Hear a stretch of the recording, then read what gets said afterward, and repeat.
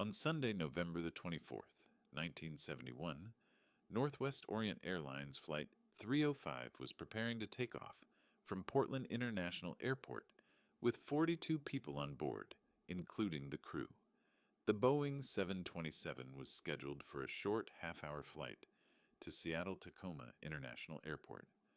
On that very day, a legend emerged. Just a few days before Thanksgiving, on Sunday, November the 24th, 1971, Flight 305, which began at 1450, seemed completely normal.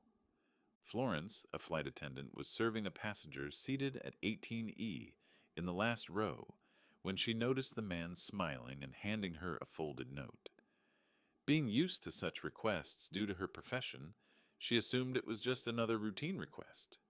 She smiled, took the note, and without opening it, placed it in her bag, continuing her duties in the cabin. As she walked down the aisle asking other passengers if they needed anything, she passed by the man in 18E, who stopped her and calmly whispered, "Ma'am, you'd better read this note. There's a bomb in my briefcase." Florence, trying to stay calm, quickly approached her bag and read the note. Written in black marker in all capital letters, it read, "Ma'am, there is a bomb in my briefcase, and I want you to sit next to me." Naturally shocked, she did not sit next to him but leaned toward him, requesting to see the bomb. The man, without objection, opened the briefcase discreetly, revealing what appeared to be 2 rows of 4 cylindrical sticks wired to a battery, resembling dynamite. Florence realized that the man was not joking, but she knew she had to stay calm. The man, who remained excessively calm and composed, explained his demands to her clearly and politely. He instructed that by 1700 he wanted $200,000 in cash, all in one briefcase, no bargaining, only US dollars, along with 2 backup parachutes, so 4 parachutes in total, and for the passengers, excluding the crew, to remain unaware of the situation. Shaken, Florence noted down his requests and asked for permission to inform the pilots. The man allowed her to go, sending another flight attendant named Makel with her to relay the demands to the cockpit. While some passengers began to suspect something was wrong, no one yet knew the full story. Florence communicated the demands to the pilots via the cabin phone. The short flight ended around 1746, nearly 3 hours after departure, and the plane landed. As per his instructions, passengers were not informed, but the crew complied, collecting $200,000 in $20 bills from the San Francisco Federal Bank, recording the serial numbers, and retrieving the requested parachutes. When Florence confirmed everything to the man, passengers were allowed to disembark. Only the 2 pilots, 2 flight attendants, and the hijacker remained on board. The 2 flight attendants who disembarked even asked, "Can we go too?" And the man politely replied, "Of course." Once the fuel transfer was completed, the hijacker instructed the pilots to take off again, clearly demonstrating his control over the situation.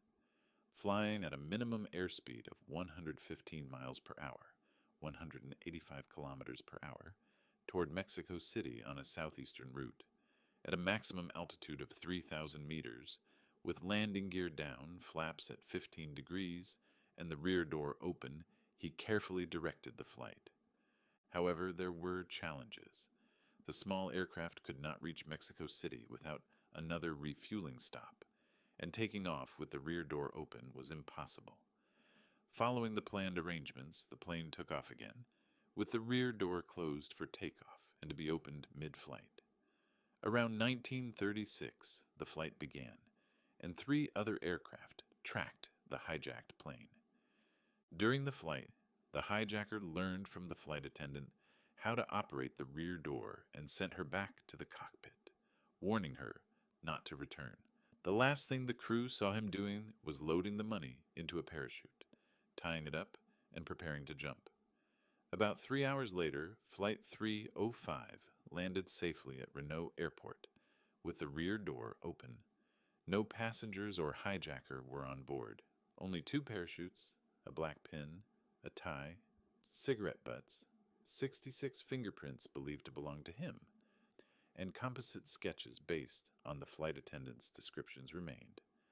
The man, known as Dan Cooper, was never seen again. Poor visibility and rainy conditions prevented chase planes from confirming if anyone had jumped. A massive search began, covering the Clark and Cowlitz counties along the flight path over 18 days. Authorities focused on the serial numbers of the recovered money. Eventually, in 1980, a young boy named Brian Ingram, camping with his family along the Columbia River near Vancouver, Washington, found $5,800 in $20 bills in the sand, which matched the serial numbers from the ransom. Tests showed that the bills had been buried no more than a year after the hijacking, but it was unclear whether Cooper himself had placed them there. Despite numerous theories and suspects over the years, nothing concrete has ever been found about Cooper. The case remains one of the most famous unsolved hijackings in U.S. history. Even in 2024, recent reports suggested that the tie pin and clasp could potentially contain DNA, but the FBI has no plans to provide these materials for independent investigation.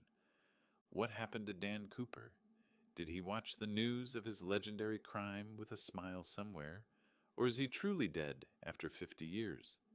All we know for sure is the story, the theories, and the mystery endure. I wanted to tell this story for those who wanted to hear it, even if it has been discussed many times before. I hope you enjoyed this video.